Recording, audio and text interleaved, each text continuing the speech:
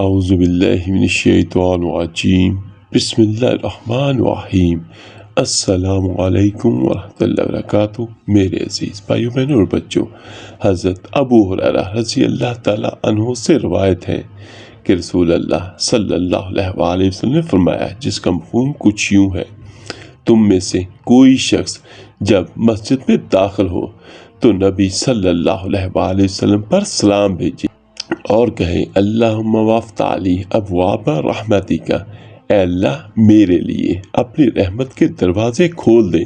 جب باہر نکلے تو نبی صلی اللہ علیہ وآلہ وسلم پر سلام بھیجے اور کہے، اللہم عاصمنی من الشیطان الرجیم، اے اللہ مجھے مردود شیطان سے محفوظ رکھ، آمین۔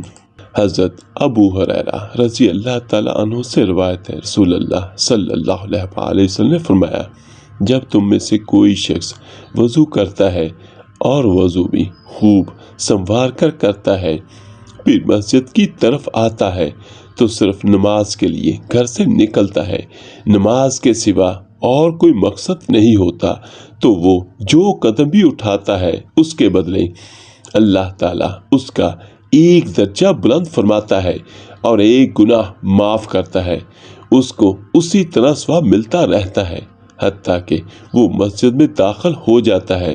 پھر جب وہ مسجد میں داخل ہو جاتا ہے تو جب تک وہ نماز کی وجہ سے رکا رہتا ہے، ثواب کے لحاظ سے نماز ہی میں شمار ہوتا ہے۔ سبحان اللہ۔ حضرت ابو ہریرہ رضی اللہ تعالیٰ عنہ سے روایت ہے، رسول اللہ صلی اللہ علیہ وآلہ وسلم نے فرمایا، جب نماز کی اقامت ہو جائے تو نماز کے لیے دوڑ کر نہ آؤ، بلکہ معمول کے مطابق مناسب رفتار سے اطمینان سے چلتے ہوئے آؤ۔ پھر جتنی نماز جماعت کے ساتھ مل جائے پڑھ لو، اور جو چھوٹ جائے وہ بعد میں پوری کر لو۔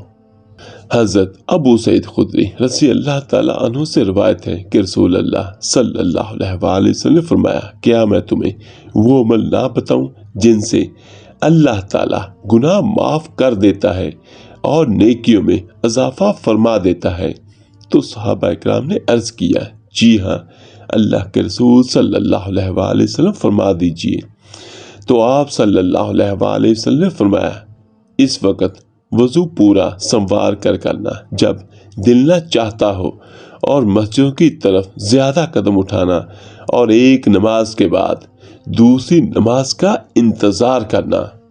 اس حدیث نبوی صلی اللہ علیہ وآلہ وسلم سے ہمیں یہ پتہ چلتا ہے کہ جب دل نہ کرے تو پھر بھی ہم وضو کو پورا کریں، اچھے طریقے سے کریں اور مسجد کی طرف چلیں، تو دیکھیے کتنا خوبصورت اور کتنا پیارا اس کا اجر ہے کہ اللہ تعالیٰ گناہوں کو معاف بھی کرتا ہے اور نیکیوں میں اضافہ بھی کرتا ہے۔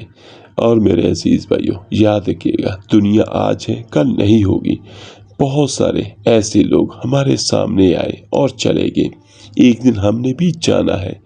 تو نماز وہ ہے جس کے بارے میں ہمیں بہت ساری احادیث بھی ملتی ہیں، اور قرآن پاک میں بھی اللہ تعالیٰ نے جگہ جگہ نماز کے بارے میں بیان کیا ہے۔ تو میرے عزیز بھائیوں، نماز لازمی پڑھا کریں۔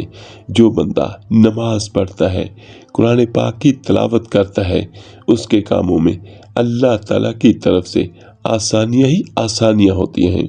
اور جو بندہ نماز نہیں پڑھتا، قرآن پاک کی تلاوت نہیں کرتا، تو اس کے ہر کاموں میں رکاوٹیں پیدا ہوتی ہیں، نظر بد ہوتی ہے، اور بھی بہت سارے معاملات اس کے ساتھ ہوتے ہیں۔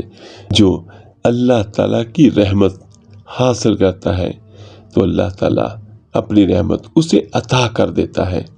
اور یاد رکھیے گا، ہماری نجات اللہ تعالیٰ سے محبت میں ہے، ہماری نجات نماز میں ہے، ہماری نجات قرآن پاک کی تلاوت میں ہے۔